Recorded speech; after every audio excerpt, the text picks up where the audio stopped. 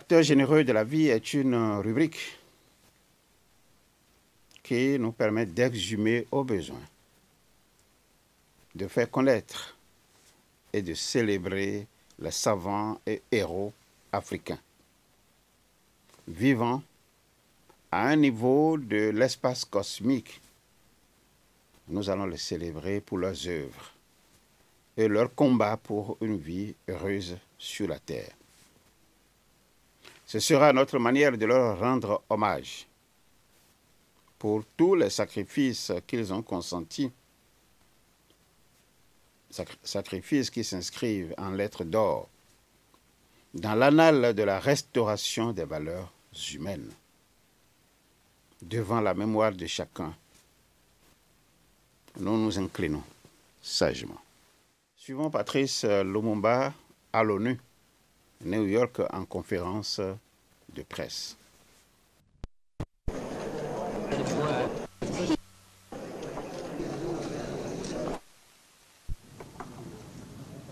Je me permets de vous présenter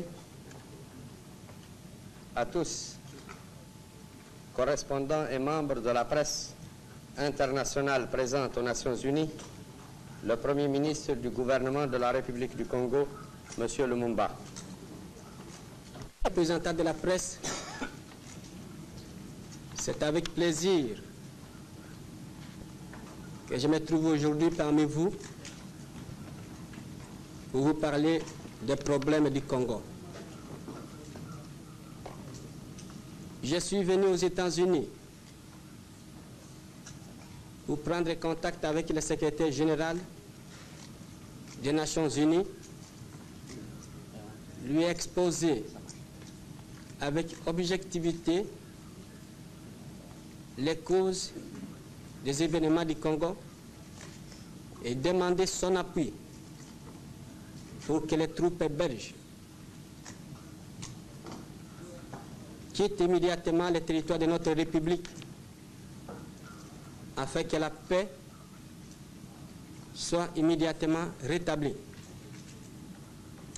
Parce que tant que les troupes belges resteront au Congo, la paix ne sera pas rétablie. Le rétablissement de l'ordre et de la paix au Congo est conditionné au retrait de ces troupes. Je vais vous faire un tout petit exposé parce que je préfère répondre plutôt aux questions que vous venez. Nous avons mené une lutte acharnée pour libérer notre pays du statut colonial, pour faire du Congo un continent libre, un pays indépendant. Notre politique a toujours été basée sur la non-violence. Et c'est dans cet esprit que nous avons toujours travaillé. Et malgré les brimades, des arrestations arbitraires, des condamnations, et nous ne sommes jamais découragés. Le 30 juin, nous avons accédé à la souveraineté internationale. Le 1er juillet, aucun cadre n'était aux mains des Africains. L'administration, la police, l'armée, tout et absolument tout. Et à 100%, c'était encore aux mains des seuls fonctionnaires belges. Le mécontentement ne pouvait pas tarder. C'est alors que les militaires ont exigé des réformes dans l'armée. Bien avant l'accession du pays à l'indépendance, nous avons à 3 reprises demandé au général Jean Sès, commandant en chef de la force publique, pour qu'il nous fasse un plan d'organisation et d'africanisation de l'armée. Aussitôt que ces événements sont intervenus, nous sommes allés moi-même, les chefs d'État et moi, dans les camps militaires, dans les Bas-Congo, à Téziville, à Matadi, à Banane, à Mwanda, à Boma, pour examiner sur place la situation et procéder à des nominations des Congolais. Et quand nous sommes arrivés, à Matadi. Nous étions accompagnés du ministre de la Justice. Et nous avons donné des instructions précises aux magistrats belges d'ouvrir immédiatement une enquête. Le consul général nous avait signalé que des femmes blanches auraient été inquiétées dans leur dignité. Et nous avons dit que si réellement des actes inadmissibles avaient été commis, que ce soit à l'égard des femmes blanches, des Européens comme des Africains, le gouvernement et la justice devaient prendre immédiatement des mesures. Parce que notre gouvernement, l'indépendance que nous avons conquise par notre lutte, signifie simplement que nous devions disposer de nous-mêmes et construire notre patrie dans la concorde, dans la collaboration et en amitié avec les Belges et les étrangers installés chez nous.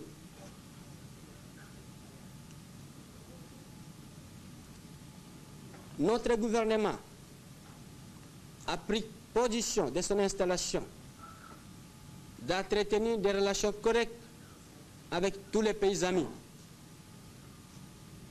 Cette position reste intacte.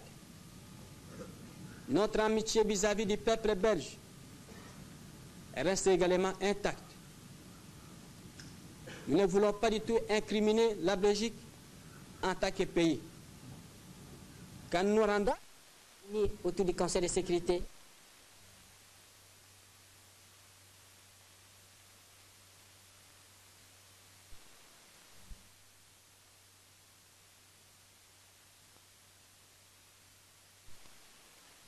tout est que les militaires s'accaparer des armes et munitions qui appartiennent à notre armée. Aux États-Unis comme au monde entier, on trompe sciemment l'opinion internationale que la sécession du Katanga est l'expression de la volonté des populations de cette province. Il n'en est absolument rien. Si on pouvait même organiser un référendum au Katanga pour savoir si la population est pour la sécession, on verra que cette population, au contraire, est pour l'unité du pays. La preuve la plus tangible que c'est un coup préparé par le gouvernement belge.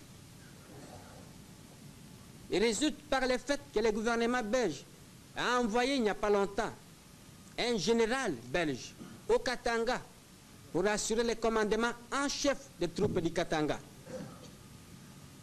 La deuxième preuve, c'est que le gouvernement belge vient encore d'envoyer un émissaire spécial au Katanga pour prendre contact avec M. Tshombe. Et j'ai eu le plaisir de lire la réponse de M. le secrétaire général adressée à M. Tshombe. Et dans cette réponse, M. le secrétaire général lui disait qu'il n'est pas question de reconnaître le Katanga comme indépendant, parce que Katanga fait partie intégrante de la République du Congo. Et cette position est la position de l'Organisation des Nations Unies, du Conseil de sécurité. Et nous sommes très satisfaits. Le Congo ne veut pas vivre isolé. Nous ne refusons personne chez nous. Le Congo est un pays frère et un pays qui vous tend la main, une main fraternelle. Nous reconnaissons les progrès que la science, les progrès de la science, de l'instruction, de la technique. Je vous assure que chez nous au Congo, et contrairement à ce qu'on a dit, il n'y a aucun sentiment de haine à l'égard du blanc. C'était un incident localisé et qui reste localisé dans le cadre de l'armée. Et ça, ce qui se fait au Congo, c'est que beaucoup de fonctionnaires belges ne veulent pas travailler sur le monde au travail pour procéder à des études, voir les possibilités économiques du pays, créer de nouveaux cadres. Et je suis convaincu, je suis optimiste qu'avec notre programme, avec notre volonté, et avec les concours qui nous est déjà assurés par des pays amis, dans quelques mois, le Congo va reprendre une vie normale et rapide. Et dans 1 an, dans 2 ans, quand les représentants de la presse internationale viendront au Congo, parcourir le Congo, vous allez trouver là-bas, au centre de cette Afrique, un peuple joyeux, un peuple pacifique, qui vous tendra la main. Et c'est ça, c'est ça.